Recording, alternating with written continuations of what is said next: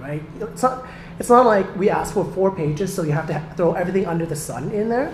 It's just if you need 2 pages, then that's all, and then save the reader some time. Thank you. Wayne? Okay, so let me add to that just a couple of things. So you have both your covering letter and you have your resume.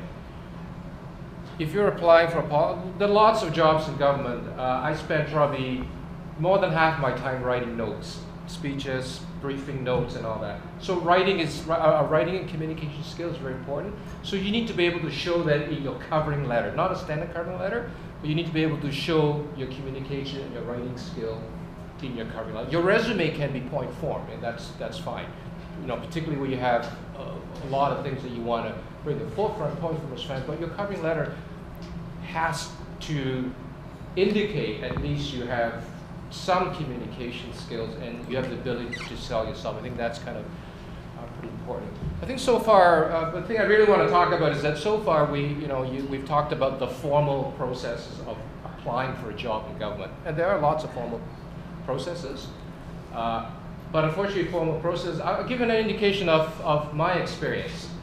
From the time that I applied for the job till I actually got the phone call that said, when can you start, was almost 7 months.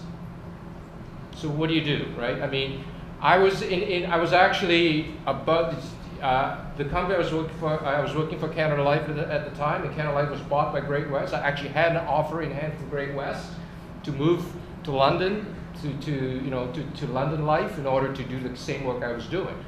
I was ready to move, but I figured, I had the interview. So patience is probably a very good virtue if you're going through the formal process, because sometimes it's just, it's just time, and it's just, okay, reading resumes is not a high priority, unless we're really, really strapped for staff. So, I mean, that's just one of the facts of life. However, on the informal side, talk to that a bit, because as a manager, I have lots of discretion about how I hire. I don't actually need to go, Andrew doesn't want to hear this, but we have discretion on how we bring people in. We can bring people in on a short-term basis as a look-see, and that's how I operate the project, because I can't bring in permanent full-time staff, because in about 4 years the project is going to end. So we're not bringing in full-time staff with nowhere else to put them, right? So I have discretion to do that, and every manager in the OPS has that discretion.